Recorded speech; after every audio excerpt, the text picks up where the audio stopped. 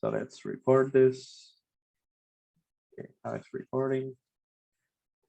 Okay, so the way we do this workshop is like we just go through the question from the exercise document, and then first for each question we will briefly discuss a bit about the coding, like the code implementation, and then for the questions I can provide what I have heard, what I have think or heard from someone, like for example one of the TA. So, and meanwhile you guys can comment, like if you so if you have something also you can like to comment, just feel free to interrupt and then just try just to share, and then like it's basically kind of like, so we have some kind of discussion about this question, so we make sure that we didn't really like forget some stuff when we are like doing the exercise by ourselves. Okay, so now I'm gonna start to sharing my screen.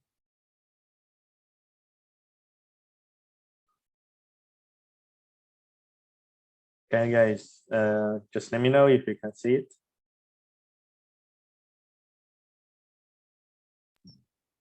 Yeah, we can see it. Okay, so yeah, so let's just get started with the first one. This one is called like simple Gaussian.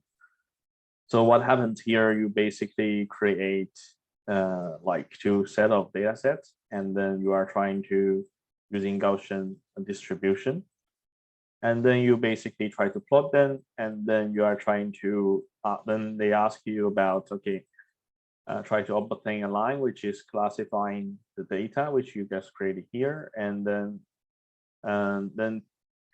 based on the distribution of this data.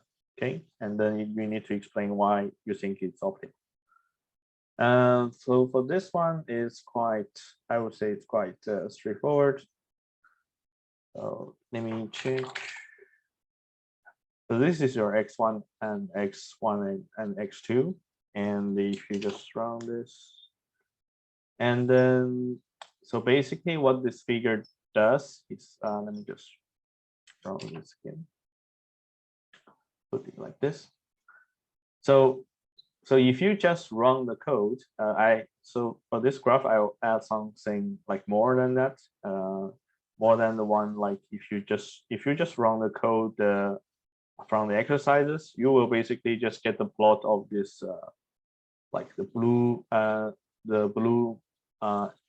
X and the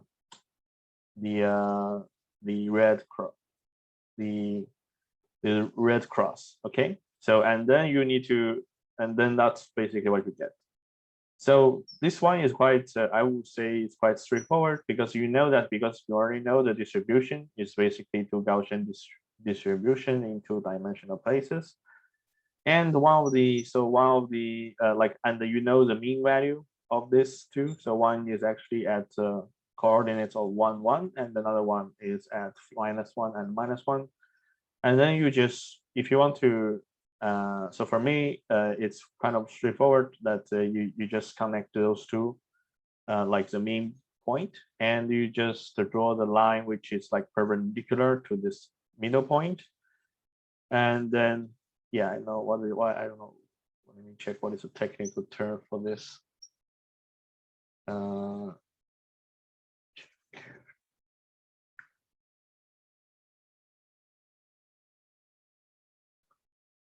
So you basically, yeah, drawing like the optimal line should be the like the perpendicular bisector between those two mean points. Okay,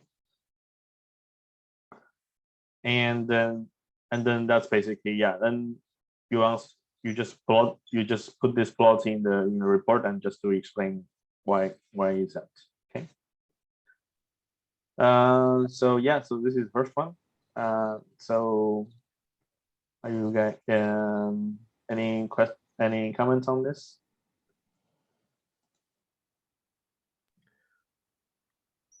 I think the the general idea is right. Maybe the how did you do your graphs look so much better than mine? How did you do the circles, or what did they represent? Oh, okay, but this is, I mean, yeah, I mean, this is just something, totally programmed, like it's just Mhm. something, if you are not so familiar with MATLAB, well, I mean, it's something you can like really just search it on the internet. But if you want to really, so basically here, so like I said, if you just follow code on the exercises, you will get this red and the blue, and then of course then you plot the like The mean. the point here. So, but I want to see that okay. So I don't really want to turn this discussion into kind of like a MATLAB code discussion, because those kind of like code you can always find it in the internet.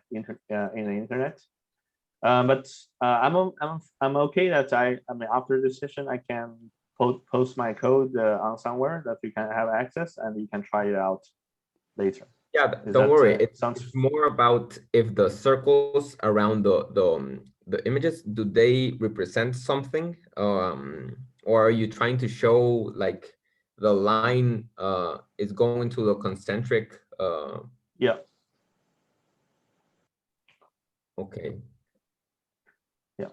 But maybe if you maybe also you need probably want to just maybe if you don't use if you there's a when you want to describe the line you can also use like formula, like because it's due to the dimension, right? You can always like use a formula, like for example I would say yeah it's like x1 plus x2 equals to 0. So you can also describe a line like this. Okay.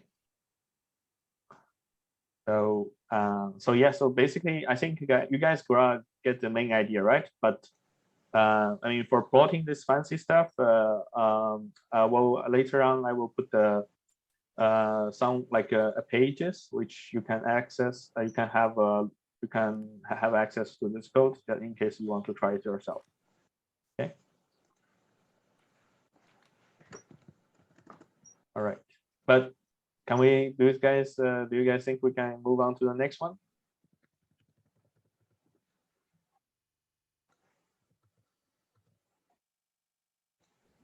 Yep, I think that's fine. Yeah. Okay. Good.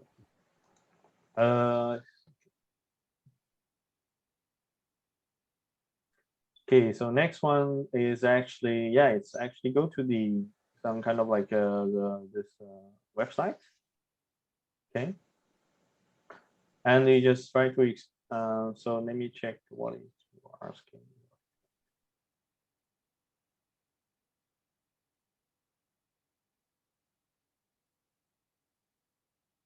Okay, so basically so first question is asking you okay, no, but not here. Okay, so the first one is practically quite straightforward, quite theoretically, I would say. It's something like what is the support vector? What does the particular data points become the support vector? What does this importance of the support vector change? Illustrate visually. Note that support vector is by like indicated by a large circle and the stuff, and then with both lines circumference. Sorry about my broken English.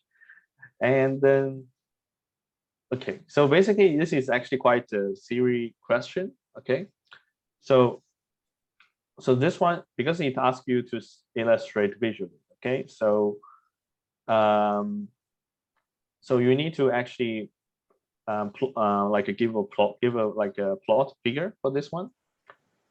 So what I would do, what I did, because here it's what I did. It's actually I switched it to the linear kernel. So you run at some point here, and then let's add the shift mouse click. So you see that those like very big one, like big point is actually the support vector. Okay. So and then also the so from the lecture, so you guys just to remind you that the supporter vector basically are the data points, which is actually deciding this boundary, like deciding this region, and then they are trying to your supporter vector machine is trying to basically maximize the margin while classifying classifying the data. And this and also you can talk about here how did you actually, because this supporter vector is actually the data points, right? You have, and then you can talk about how like in the do problem, like in the do representation. If you guys check out, like there's a formula, and then there's a definition saying that the coefficient alpha is not equal to 0, and then this corresponding data point becomes the support vectors. Okay, so this one, let me try. I don't. This is something. It's you just needs to kind of like correlate it to what it is. I think if you Google it, you find also loads of explanation about what is the answer to this question. Basically, let me check what it. So let me try to find that slide, which is like having the dual problem, and I don't know what is. If you want to share what do you think, like the point that you think should be mentioned, you can feel free to share that, to comment.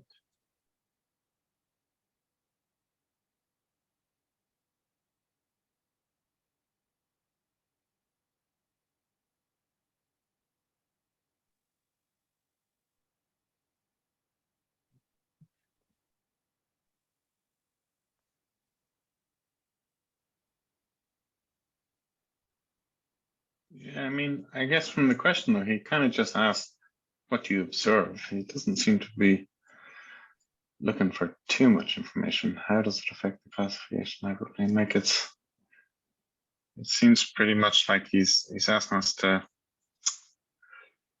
merely sort of discover support vector machines through these questions. So it's just like doesn't seem to be asking for too much. Mm-hmm. But I'm not sure how much he's looking to write. I think I was just going to literally say what happens and then show, like, take a few screenshots showing when you add points on the wrong side of the classification of the hyperplane, on the right side, and just show what's happening to it. I mean, with the linear one, it's just sort of updating to kind of try and fit it as best as it can. With the other one, it's a bit more complicated. Mm-hmm. Yeah, I think you can just, like, let's say, for example, when you are the question, like, when does a particular data point becomes a support vector? So if you want to, like, if you add just like a new point which is very close to the previous boundary, then it has a very good chances that it will become a support vector, basically.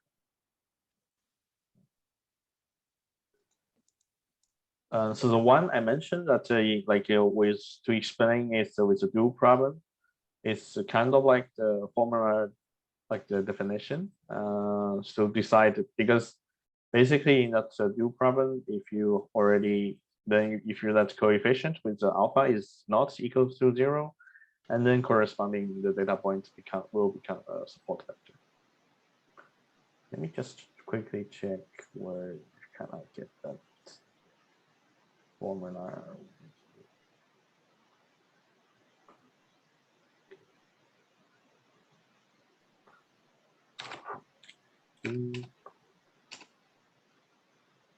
Yeah. So I'm talking about this alpha. So if this coefficient alpha is not 0, like bigger than 0, then corresponding yk, then like the data point becomes the support vector. this one. Okay.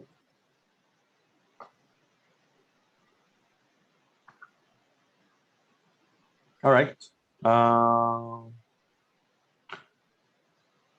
So anyway, so this one, yeah, it's quite, yeah, you can find a lot of information online about this. I will, and they just, I think the Google will, the Google will help a lot with this question, basically. Okay, so let's move on. Any question on this? If we're not, we're gonna move on to the next one.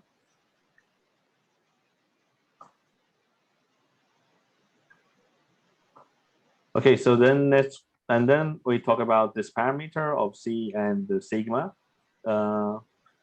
Actually, this C is actually, if you is like the regularization constant. So if actually, I don't know why they call it like C here, because later it's like like when you do this, it's actually it's called gamma. And then it's basically the regularization constant that if you actually, and this is also refers to one of the formula here. So this one, I think it's very kind of necessary that you need to mention about this formula, like which is like the optimization primary problem of the SVM optimization. So this C here is actually this regularization constant.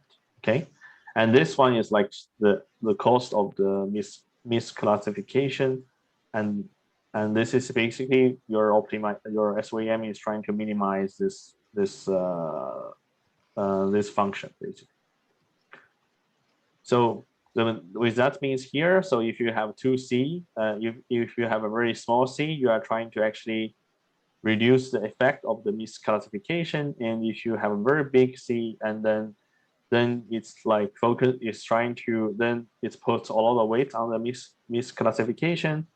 That means that basically your SVM is trying to avoid the misclassification as much as possible if you have a very big C. Okay. I just asked, are you sure C and gamma are the same? Because the slide I was looking at before was talking about C as being like that, the sort of parameter that trades misclassification versus yeah, the sort of width of the like the hyperplane, where the support vectors are, and the gamma was more the how strongly each point can influence the hyperparameter. It sounds very similar, actually, now that I say it.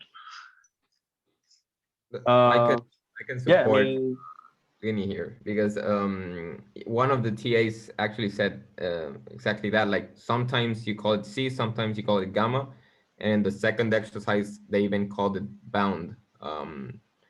So yeah, you're given the definition for this. It's the regularization term. Like it's doing the same thing.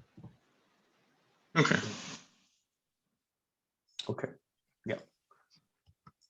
So yeah, so for this one, so if you still use this example, so for linear case, you can only adjust the C. Yeah. So if you see, let's have a very small C. So actually then it tends to have a very big, it tends to give you large margin, so that it actually can allow more misclassification. But if you go to very big one, so the margin becomes really small, and then small margin, which means like the model is very conservative, and it's like getting it want to have like less misclassification.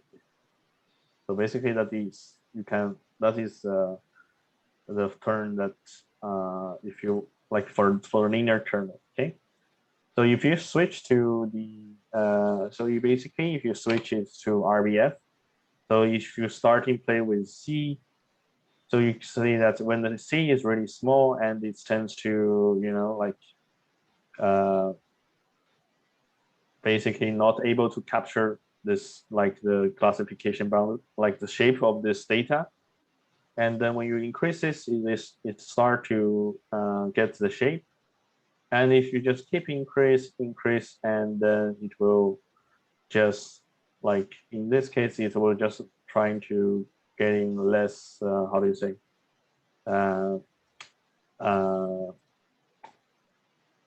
And it will get less classification, misclassification case. And here, I think, let me just to add some point here. So see that if you actually, okay. So that's, I think that's you can describe with the C. So when it's really small, it was not able to get the shape of data of the decision area. And then if you just keep increase, and it will capture the shape. And then we start to play with the sigma. So if you actually like the sigma is basically kind of like the influence of one data of the one data point. So you see that when the this one is really small, and then you don't like now we are seeing the class of the green dot. Okay, and if you just keep increasing, this dot can start to gain its influence. And if you just keep increasing, and then for each individual point, they will start to become larger, and then start. And if you just keep increasing, it will kind of like like they will merge together with other green class data. And if you just keep increasing, that it means like for each point you have like very big influence. And then it will turns out in the end, it will just turns out the same effect like we have with the like this kind of like, it becomes sort of like kind of like a linear, how do you say, the linear kernel again. But yeah, so yeah, this is like the maximum. So you get this, it looks like a linear kernel again.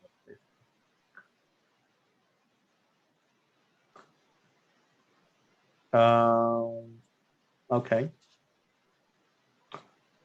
Any comments on this part?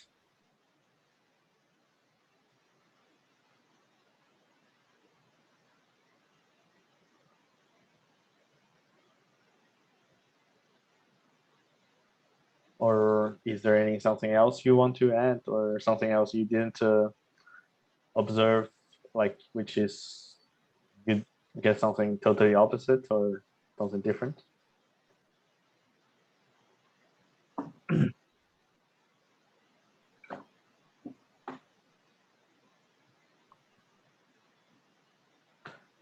If not, we're gonna move to the next one.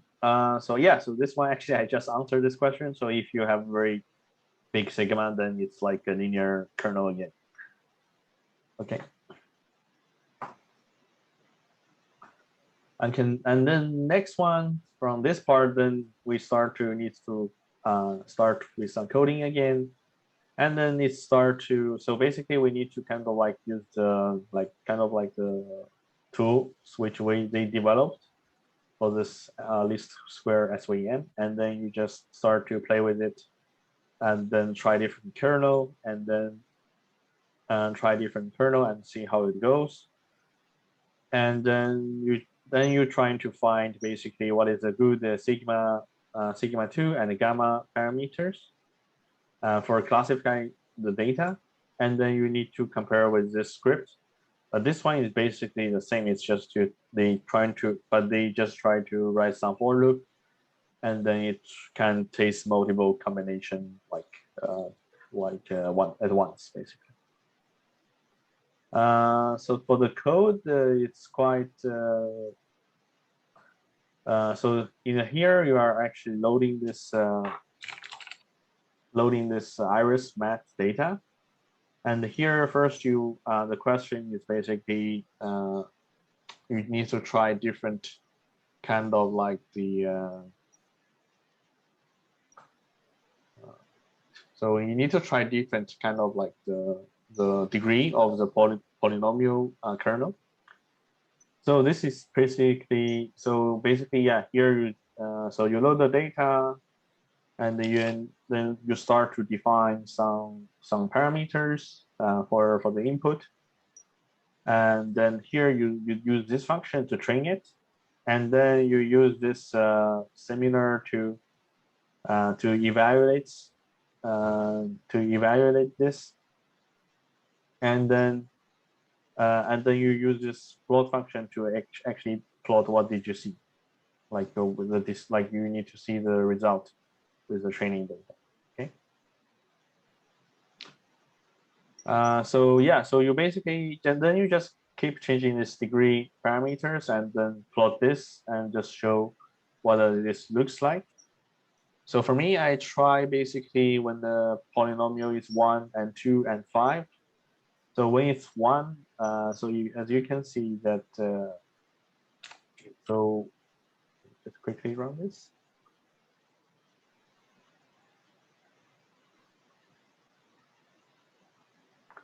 So if this thing is 1, you basically get a linear kernel. It's basically the same effect as a linear kernel.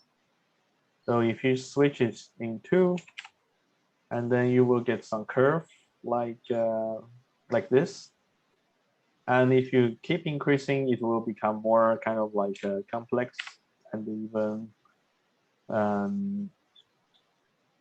even like you get this kind of something like looks like this instead of like just one curve for decision function. Okay. So yeah, so you can see that, well, maybe the degree with more degree, it gets more, how do you say, more like the decision boundary gets more, the classification boundary gets more flexible. I don't know what is other words you can describe this, or become more like complex.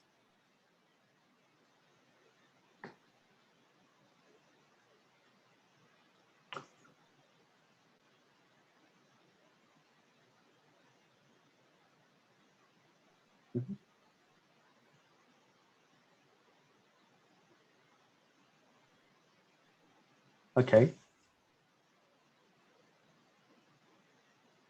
Do you guys any comments on this?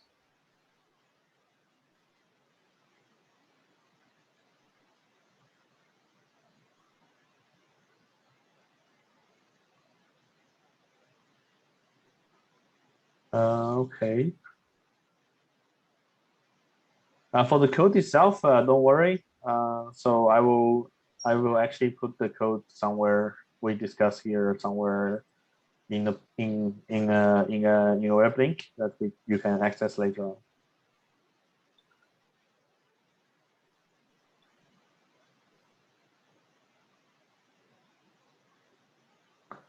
Okay, so then we can move on again.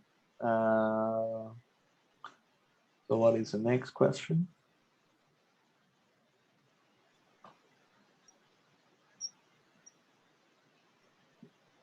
And then, yeah, again, so after you're done with polynomial, then you start to focusing with RBF again. And you basically just need to try something, like you just try different sigma 2 value with the fixed gamma, and you fix the gamma and try different bunch of sigma 2. And you need to basically decide what is, well, in those both two cases, so you need to decide the good range for sigma 2 and gamma. So this is quite, I would say, quite straightforward. It's just the same thing, and then you just load the data again, and then you just define your parameters, and you again use string, and you simulate it, and then you try to evaluate your prediction with your basically testing target. And here you can get something like accuracy for your choose the parameters, and you need to basically kind of like plot this. Okay. So let me check what did I write here. Oh, this is basically the plot. Okay. So basically what I did here is, I was also like, when I just run this code, and while by changing this like sigma 2 and this and gamma. And after I get my result, so here you see my sigma 2, and here is basically the sigma 2 value I tried before. And then I note down also the accuracy I get as well. And I just like plot this figures showing that, okay, when your sigma 2 is between here and here, then you have a basically a very perfect like the accuracy of 1.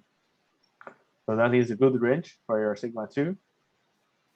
Notice that this out and the coordinates is actually, I use the logarithm so that it looks more linear in the plot. And here again, I try with the gamma as well, you know, like different kind of gamma value and the accuracy we get from the test data.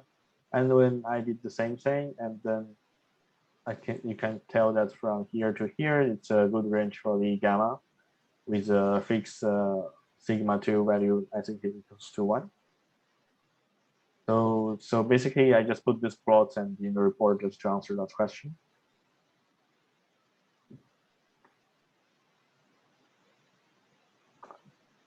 Okay, I hope that is clear.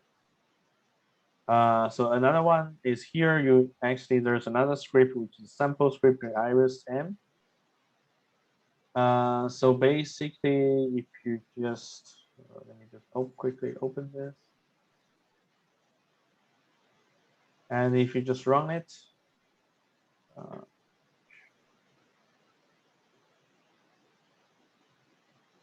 oh, it's like yeah, so you need to press some, you need to keep pressing.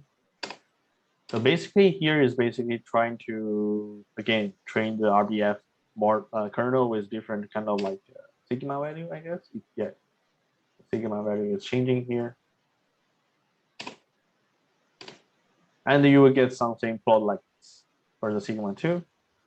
And here is actually, you notice that the vertical one is actually the number of the misclassification. So this is basically the opposite of if you use the accuracy.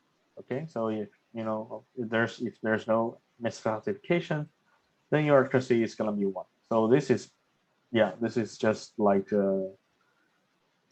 basically like a opposite version of this. Okay, and you can just say, and you can see that okay, you can from this from this plot you can also conclude a good range for the sigma 2. So and you just need to verify what you explained before is like the range of the sigma 2 is basically pretty much the same. Okay.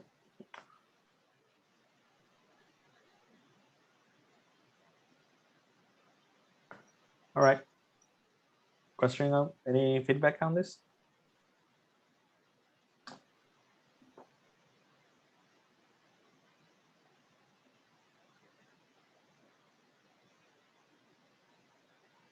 So should we move on?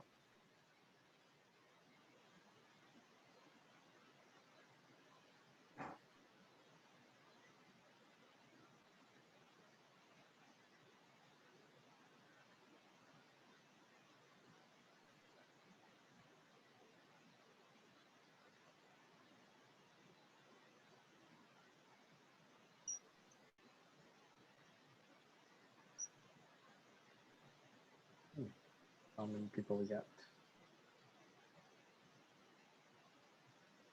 Okay, so guys, should we move on now, or you are still not sure what's happening?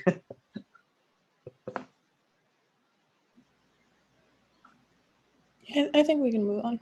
Yeah. Thank you. All right.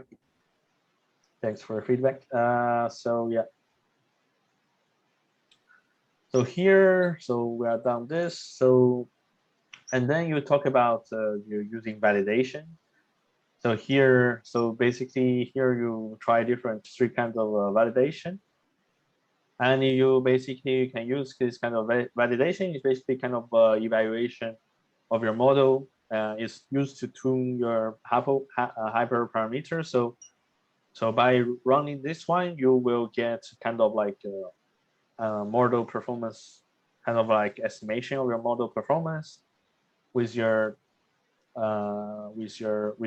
like your chosen hyperparameters. Okay, and you have this random split, the key fold, and the leave one out validation. So here it asks you to basically try a range of gamma and the sigma 2. So gamma and sigma 2 is, you can try from the 10 to the -3 and 10 to the power of 3. So and then I can imagine that it's, yeah, you need to kind of like build kind of like a grid, like a search, like the space for gamma and the sigma 2. And then you use those three cross validation method, which is mentioned here, and you need to basically observe what is the estimation of the string result. Okay. And so for me, I just so which one? The question is.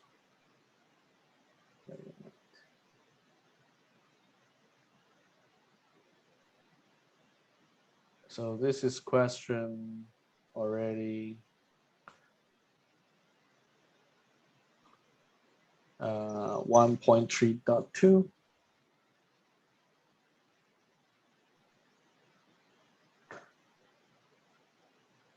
Okay.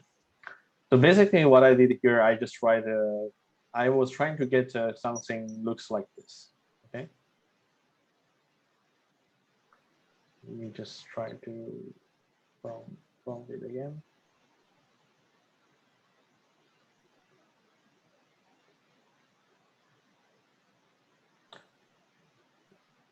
You just open maximize this. So now it's more clear. Okay, so here you see that if you guys look at this, so there's basically a kind of like the bar chart. So here you can see the log 10 of the gamma and sigma 2. So it's from -3 to 3. Okay, so I was basically trying to then just calculate all the validation performance using this tree method. Like here, like the red one is random split, and the green one is a cross validation, like the tenfold cross validation, and the one which is the blue one is the leave one out.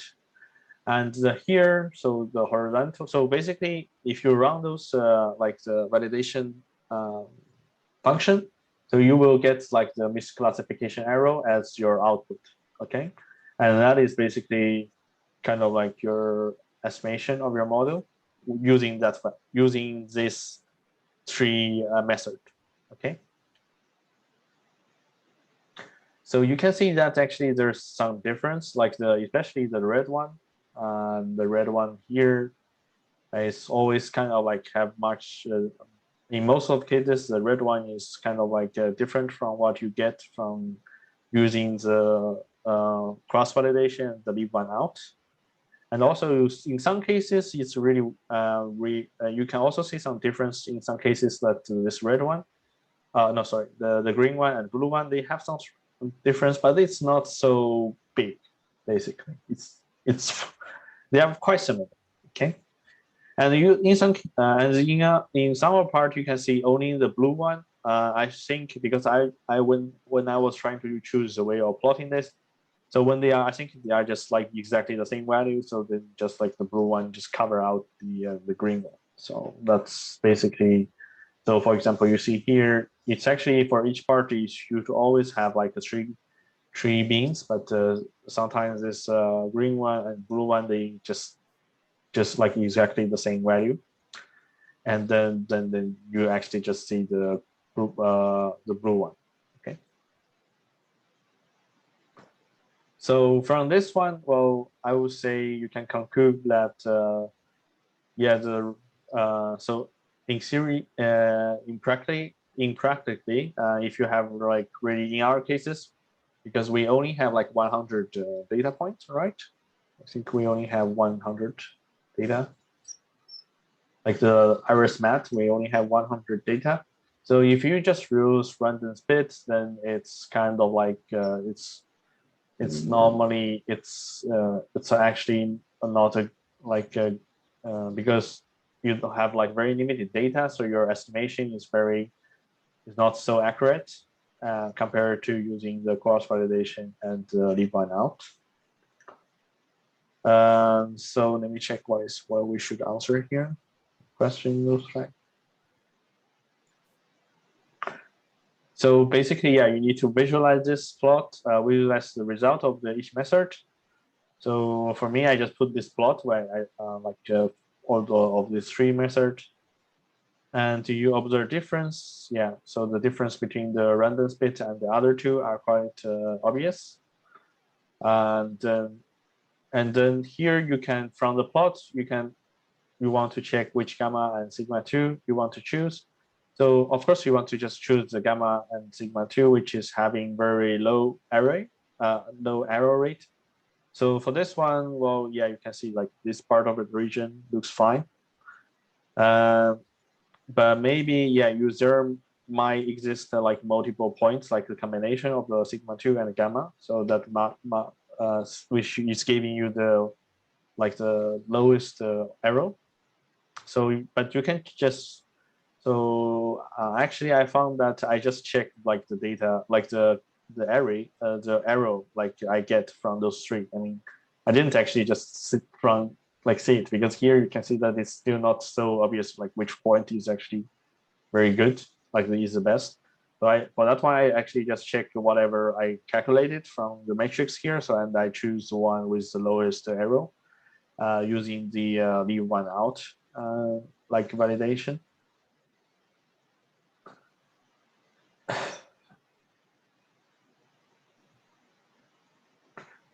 And here, of course, you might wonder why are you using leave one out? So here, then we actually the question for this one. So when do you want to prefer the cross validation over simple validation, like the random split?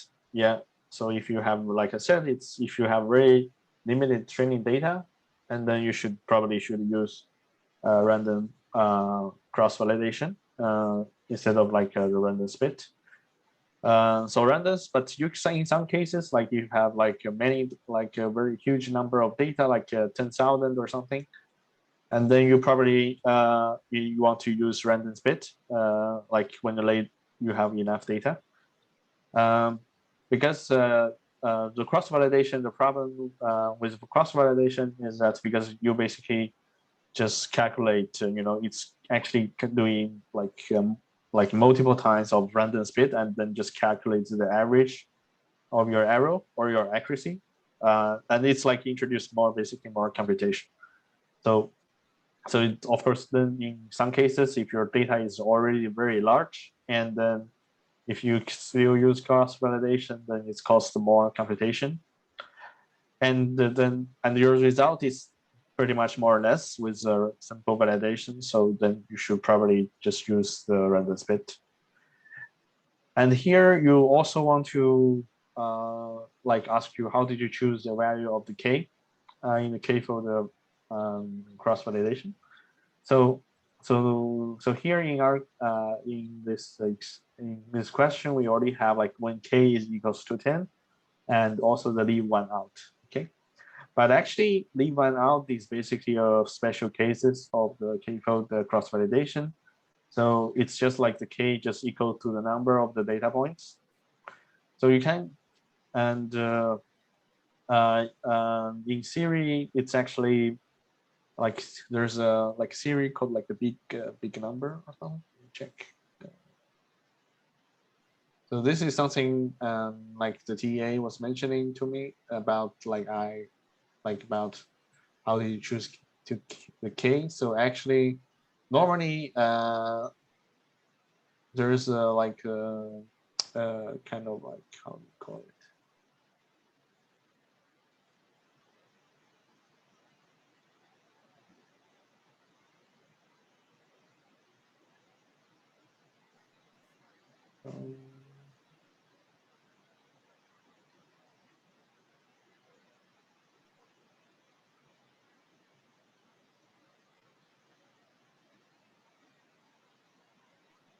Like there's it's like kind of like the series. I forgot, but it's like called something like big number series or something.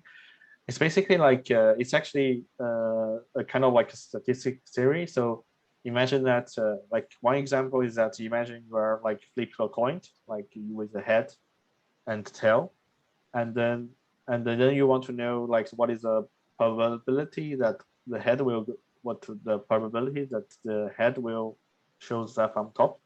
So what you did is just like you can one of the way you to find out is just you just try as like many times and you just record how many times the head is on the top, and then you just like use the number of the times on the head and divide by the number of time you flip the coins. And if the number if the more test number you have, then it's and the result the test result you will get very close to the like in the series what is your probability will look like. So here in the so for then you can compare this with this k-fold, and so if you have a you can think of this like k as the number of the times that you actually trying to flip the coins. So the more you flipped, actually in theory you actually should get better estimation of the model. But actually, in most of the cases, in practice, you can find actually that the k if when k is equals to 10, is actually it's already very how do you say like very close to the actual model performance. And then if you can still keep increasing, but actually then it actually brings too much more computation time, and then sometimes it's just like not practical to do that. So yeah, so here k equals to 10, or even I even saw something somewhere said like even equal to 5 is already giving pretty much like good estimation. Okay. So actually from that one, sorry, this, so you can see that in our cases, it's actually you can see from this plot, which I just can I stop this. So from this plot that you can see that okay, yeah, here if you use 10 or leave one out, is yeah, in some parts they are having some difference, but it's really small, and some in actually most of the cases it's actually just the same. So yeah, so then you can, but here, well, because we only have 1,000 data, it doesn't really for the performance comparison, we don't actually get sense too much difference. So, but when you have much bigger data, then you might make a huge difference if you use different validation method.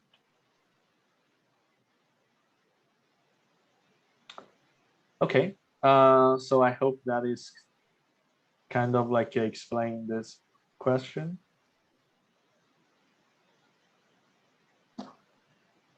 Any comments on this?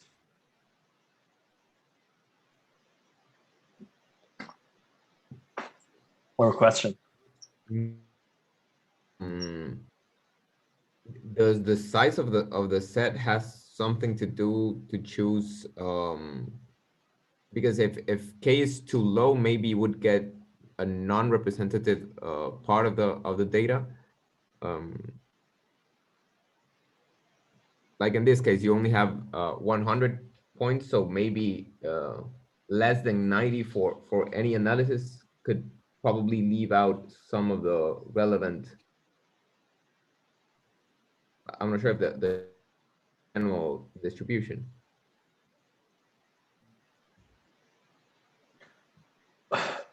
I'm not sure what is your question.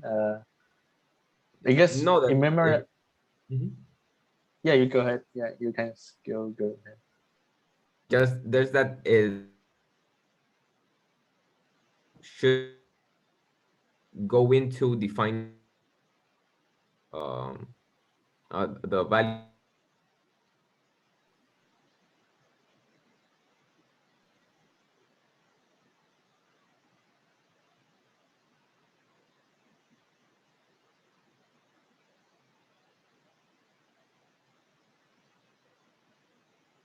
Sorry, I didn't hear any voice now. Sorry, just as if the amount of data we have should factor into defining the value of k. That's mainly the question.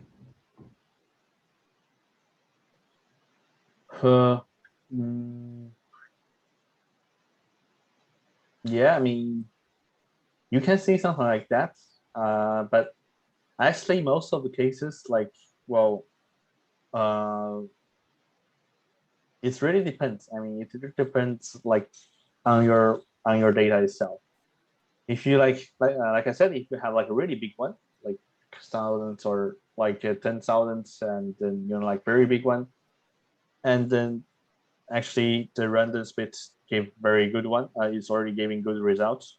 Actually, you can consider even random split just as like when k equals to 1, basically.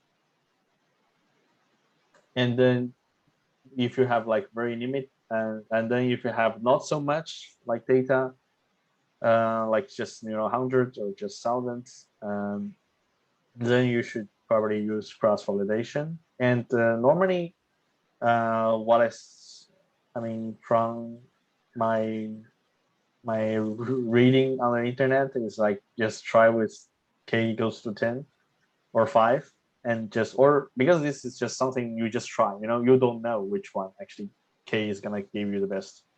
But normally, most of the cases, like most of the people they try, they think k equals to 10 is good. It's more like a good balance. I don't know if does that. So yeah, I mean, definitely, I would say the data size definitely gonna impact your choice of the k. But it's something, there's no formula for this.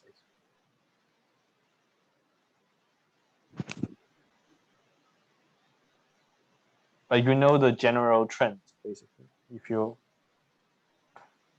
I don't know if that is clear. That's a good explanation. Yeah, thanks. But I mean, you get the point. I mean, we're not here to write the report. Okay, this is just to give you guys some ideas, and then to check if this idea has some major fault or something, just to make sure we are like, but in most of the part we are on a good track. Okay, so more question on this, or if not, we can move on to the next one.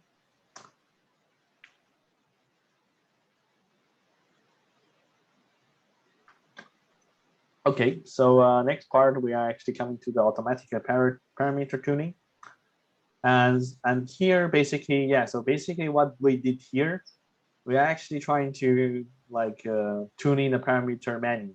Okay, because we are trying a bunch of like gamma and sigma 2, and then we'll ask, okay, which one is the best? And here, so basically this part, then you don't have to do this now, because they already have something like automatically tune the parameters for you. And it's using some algorithm with simplex and the grid search.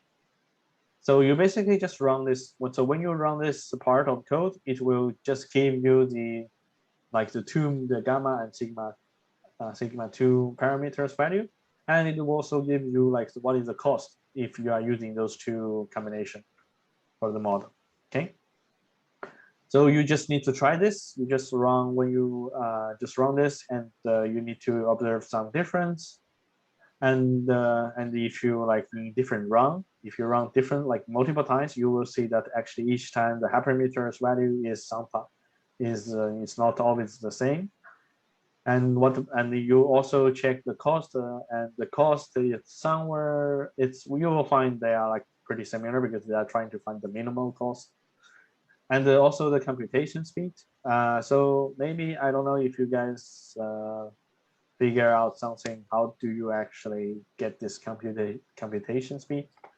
So I asked the TA for this one, because I was confused in the beginning. I'm not sure how to do that.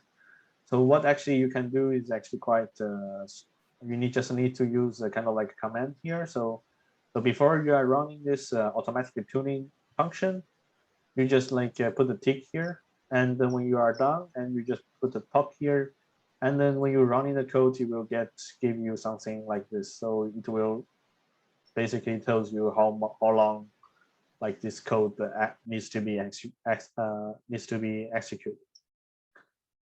So then you basically, then you just get a you just need to record what is the gamma in each run, what is sigma and the cost, what is the computation speed, and then you just basically, and you need to explain why. Okay.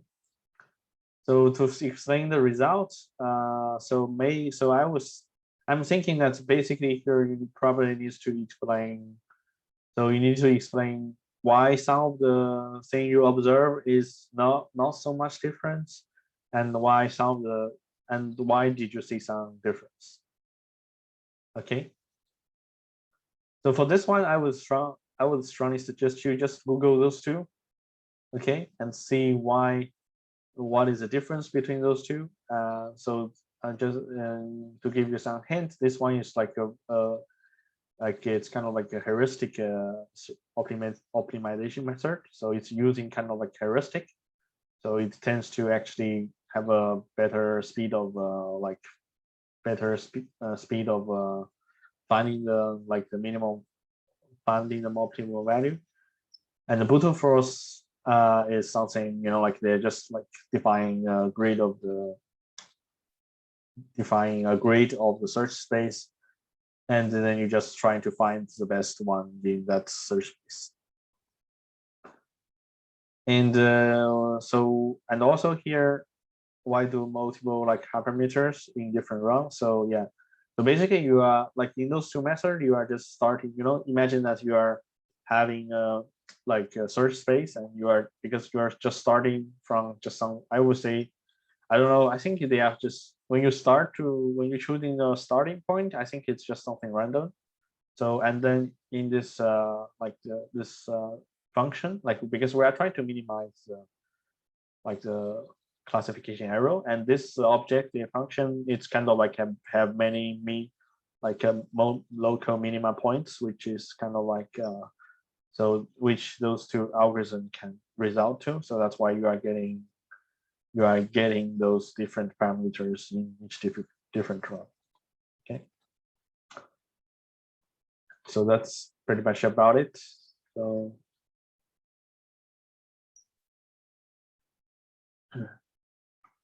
So yeah, any question on this? Any comments or question on this part? And can you guys hear me? Yes. I have a question on the running time. So do you guys have any idea what would be the cost of different running time? Well, I don't. So you haven't checked this yet, right? Like you haven't used this TikTok yet. Yeah. No, I didn't use the TikTok one, but I I think I used the running time for one iteration, which it gives you when you run the code.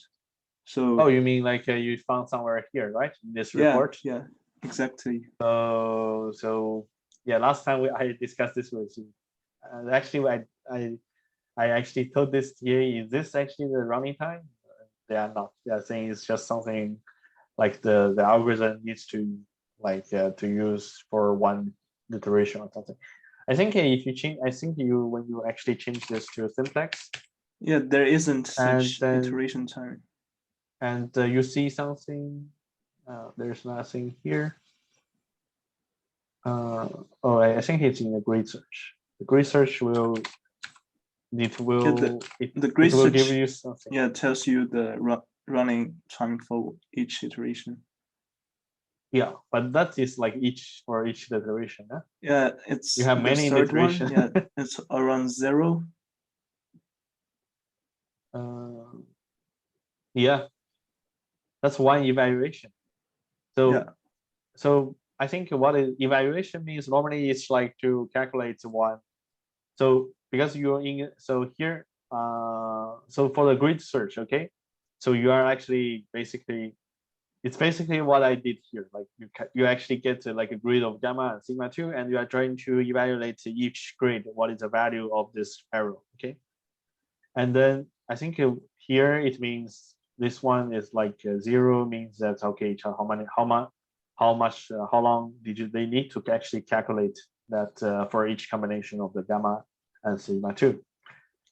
So, but actually, yeah, that if you put 0 here, well, I mean, it's just, I mean, I was confusing the first time, and that doesn't make sense to me at all, you know? So yes, okay, I see. And another question would be that what's the cost of different methods? What does that mean then?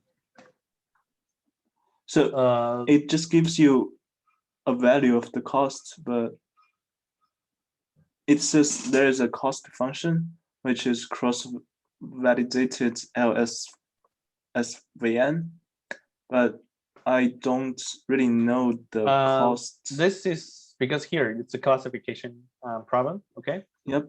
So your cost is basically how many data points you are misclassified. Okay, so here you see that here is actually defining the classification cost.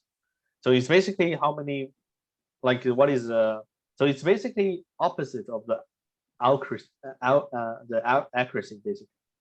So if you have this cost like right here, it actually means that your model is actually getting 96% of the accuracy. I think what I mean, that's how I understand this. Okay. Okay, so in that sense, the smaller the cost, the better the model would be, right?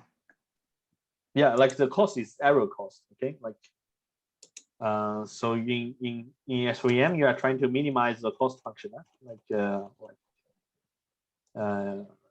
so yeah, I think that's how you can understand that. And where can I get the cost using the simplex method? Because I don't see.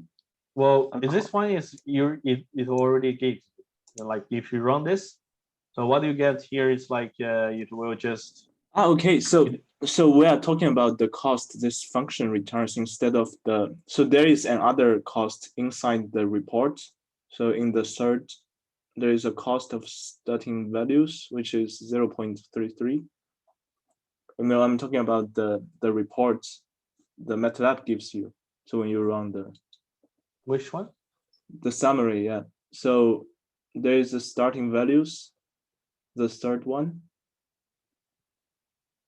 Okay. And there, just underneath it, it's the cost of starting values. Yeah. So yeah, so the starting value, so you can imagine it's just gamma, like the gamma and sigma 2, right? Yep. So you, and for this combination, if you basically, okay, if you it means that, okay, if you gamma equals to this, sigma 2 equals to this, then you get your cost equals to this. Okay. So this is not the final cost. Yeah, this is not. Okay, I see. Yep. But actually, this is kind of weird because, well, in the final cost, it's actually giving 0.4. And I'm not sure, yeah, I'm not sure why it's here, because the 0.4 is actually bigger than this, right?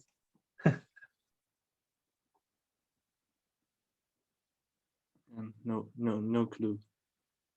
But here you see that, I don't know, because here it's actually using this fx. It's actually stands for the cost, you know? You see here? I'm not sure what is this cost of the. I don't think maybe they don't mean exactly the same stuff. Because here you see that everything like the cost fx is getting here. So I'm not sure if they are actually really mean the same stuff. Okay. Okay, so basically we can just ignore like those detailed things, just focus on the returned values of the functions, right? Yeah, definitely just check, because in the menu you need to really check what is this, you know, like in the menu it defines everything, right? So I think in the menu it's just saying like this is yeah, like your cost of this like your tuned parameters, hyperparameters. Yep. Basically. Okay, thank you. I mean, if you can just check, I think that is. I mean, otherwise, because well, so let me check. If you let's say if you switch it to the syntax, huh? Because I mean, in both algorithms you should get the cost, right? And I don't see anything here, like with that one. There here you don't see anything with that cost of the starting points, right? Yeah. So yeah, so then what do if you think that is the cost where you're gonna collect, what do you do with this simplex algorithm? Yeah, I just wrote down a slab there, so nothing. And I couldn't explain it, so. So yeah. So I hope this is clear now. Okay. So where are we now? Okay. So here now you're gonna call this ROC curve. So you just run this, and then you run your ROC, and then yeah, I think if you had the machine learning courses last year, you probably know what ROC means, and it's basically a bunch of you know, like some stuff looks like this.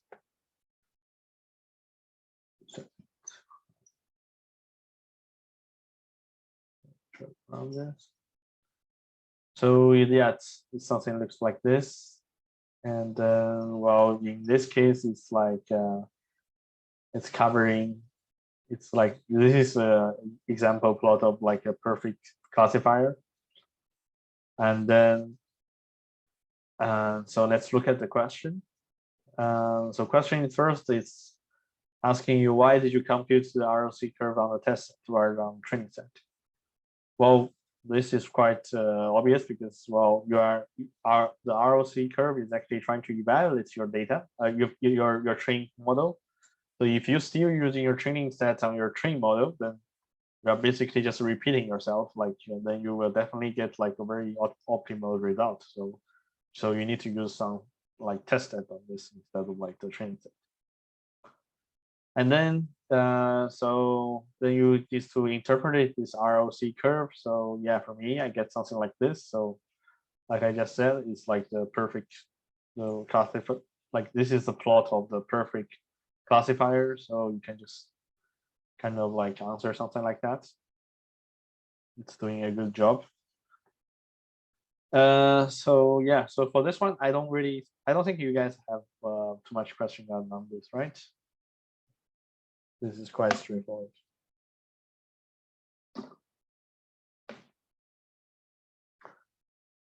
Okay, so let's move on. So the Bayesian framework, well, so you just need to run this code and with your training and with your training data, and you basically get something that looks like this.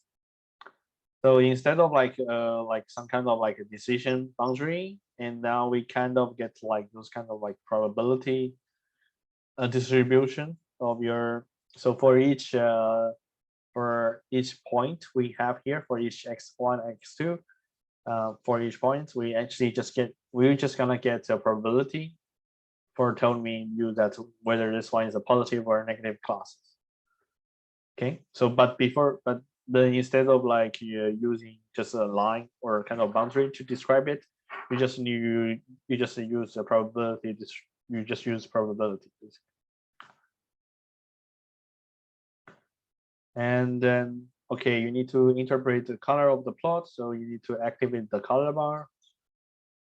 And you change, and then again, you are asked you to change the different version of the gamma and sigma 2. So for this one, I would you can actually basically expect kind of like very similar description, which we did before. Like for the but gamma is basically the regularization, again, the regularization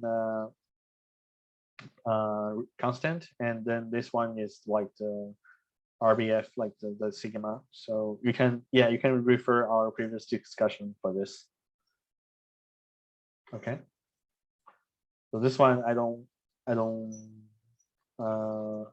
think this one, and yeah, you just need to compare with the one which we previously discussed. It should be pretty more or less the similar result. So yeah, so any comments on this part, this Bayesian framework?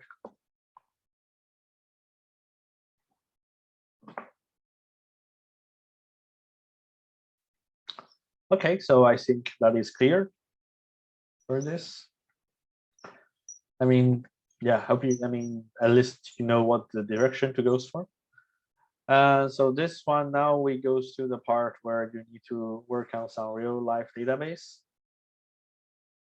So the first one with this Ripley. So you can, so if you Google what this Ripley dataset looks like, it's actually just like a mixture of the Gaussian distribution data. So you get something like this. Okay, the dataset, because it's a two-dimensional data, so you can directly visualize this data like this. So you can see that, okay, this might be a Gaussian from here for the blue, and then you get like two Gaussian distribution for the red here, and you visualize. So this is not really necessary. Visualize the test data, and then you just try different linear model, try to get this, and using the tomb, like you can just strictly just call this tomb SVM, and then after that you plot this ROC again, and you did this, and you do the same for the polynomial and always the RBF. So since we know so that this Ripley is already, he's already like it's like a Gaussian distribution, so you can imagine, well, maybe RBF is better nature of this, so maybe RBF will give you the best result. But you can, yeah, but you need to decide, but you need just to just to check whether you get this result or not. And yeah, so that's basically for the first data set. For the second one, the breast data set. So actually for the breast data set, you have actually, now it's actually a high dimensional, like you have like the input dimensional data of like 30, right? Like you have a, so for your training set, you have like 30 as the input for the classification. So it's like a high dimensional input. So if you want to visualize this training data, so you can use this like the TSNE function. So if you don't know, you can just Google it, and again, and it's basically a way to try to visualize the high dimensional data. Okay, so you basically try to visualize the training data, and you see that like does this looks like if you put it in 2 dimension, and then you see that, okay, you see that actually they are so this the -1 and +1, they are actually kind of like a separate, very easy. It's kind of like a separable. You see, they're not so mixed up, but you do see that some of the points is kind of like mixed up. So but most of it, it's kind of like a distinguishable. So, and then you just try different, you just try the, like this linear kernel, RBF, and the polynomial, and see which one works the best for you. So yeah, so I don't know, for me, what I discovered, that's actually just like the linear one is actually kind of like working very nicely already. So, and yeah, for high dimensional data, actually linear kernel will normally give you decent result if they are like this kind of like separated. Okay. I have a question. Yes. Are we supposed to really use this TSNE as an E function, or is using just PCAs? Is that also quite? Is it also all right? Yeah. So actually, if you use the PC, actually use this kind of like to visualize the to extract feature, right? Like when you use PCA, you are trying to extract feature, and then with like and then you use like this TSNE to visualize the data. But actually, I just see this actually just as a way of like visualizing the high dimensional data. I don't really. So if you find something else which is can use to visualize high dimensional data, then that's fine. I mean, I don't. This is just I just Google like how to visualize high dimensional data, and this is one of the search results basically. Okay, thank you.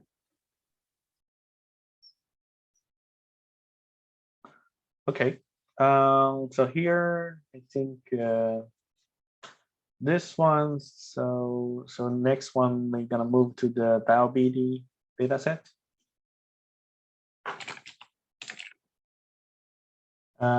So here, so for BioBD, it's again, it's kind of like you have like 8 as your input data, as your dimension of your data, like your dimensional data of 8. So again, it's we're trying to visualize this again, and then you find that actually those, it seems like it's not so separable like the breast data, breast cancer data, and then well, from this one you can tell that okay, maybe this task is a little bit challenging now. And then you can visualize the test data. Well, it's pretty much, yeah, you see that they are not so easy to just you know, like easily separated. And then again, you just like for this part, this again, you just try, you know, like with linear polynomial, and then the how do you the RBF, and you see that okay, it's not something you like your previous get with the previous 2 data sets. It's not so, how do you say, not so excellent or ideal, because previously you are very close to the, you know, like the perfect classifier. So then it's like so basically, so for this one homework, so we need to visualize the data, and then you need to make an assumption. Okay, which one will you are trying to make assumption, which one you think is best, and you just verify it by plotting this ROC and also the and then just verify this with your ROC curve, and then you need to and for the last one, so are you satisfied with your model? So I think for me, I would say I will definitely not. I would say I'm not satisfied with the performance of the last data set. And then you need to suggest other methodology. So for this one, you're basically trying to how do you say? You need to basically trying to search whether another algorithm is better for this. So because it seems like they are really mixed up. So I asked the TA about this, and the TA is saying okay, because this SVM is actually the method. It's kind of like it's trying to consider all the data points that you have. So for localization, so it means like when they are really mixed up, and you really need that kind of like how do you say the localize? He's using she's using the word like localization, and then I'm not sure how did you guys comprehend that, but actually I was yeah. So here, if you go to the Skeeter, so in the Skeeter, actually there are the pages which tells you different performance of the classifier, like the effect with the same data. Check.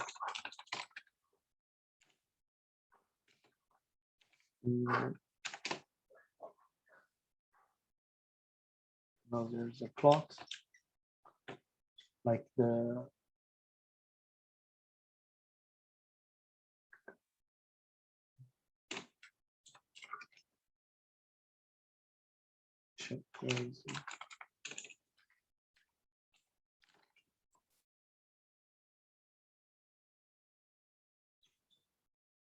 what this one? Yeah, so here, so this is like the pages where you get different for the same input data, you see like actually the decision boundary for different kind of like for different classifier. And so here, so you see that RBS SVM, linear SVM looks something like this. And then says, so while the method they meant, like the TA was mentioned that you use this kind of like random forest, because here it's the random forest. It's trying, it's basically a bunch of like decision tree, like it's kind of like a sample example of this like small, very small, like a very simple decision tree model. So it can have this kind of like a very small section of the classification boundary. So that might be helping, like that is might be more like, so that actually you are able to distinguish the like very like the sample when they are really close together. So you can like like describe, because this you can see that from this classification boundary, you're able to kind of like get this kind of like very small block for this for the decision boundary, whereas like if you use the RBF or linear, it's actually the boundary, it's very smooth, okay, but here with random formers, it's actually kind of like kind of like the boundary is very sharp, it's not smooth at all. So it's kind of like trade-off between this kind of like smoothness of the boundary and the ability to like to localize to actually to be able to classify more points, basically. So this is my understanding from what the TA says. I'm not sure whether this is correct or not, just to give you some ideas. But I think what they said about the SVM is very, I think it's correct that SVM, it's kind of like, because it's always trying to think about like the overall pic, like it will calculate, because it's trying to, if you're thinking about the linear kernel, it's trying to maximize the margin for all the points, right? So, and then it's like it's trying to make some margin looks like a maximize, and also it's smooth in the if we do with other kernel. But here, if you just put this like very sharp one, like this kind of like just like kind of like building block, like the how do you say, the square block of things, and then it's this as this kind of like property might help you with get better classification like accuracy, but maybe it's not good for the like more, maybe the generation, the smoothness of the boundary, it's not so good. But yeah, I mean, this is something, but this one is just need to, you just need to advise anything, right? So I think if you can just motivate yourself with other classifier or something else, then it's I think it's fine. All right. So I think so this part. So I'm done with this. So if you guys have do you guys have any comments on this for this last part?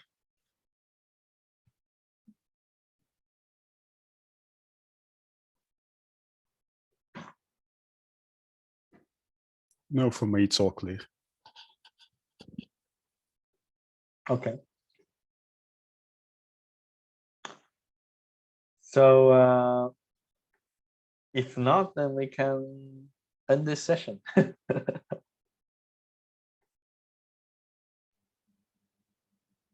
Yeah, thanks for doing this. I might have an issue with the ROC curves, but I'm going to try to figure out it myself. I always get like if the classification is perfect, so the ROC is 1 from the start, but I'll probably see if it's something I'm doing wrong. Okay, sure. Yeah, thanks, man. All right, I'm gonna end this recording. How do I end this? And this.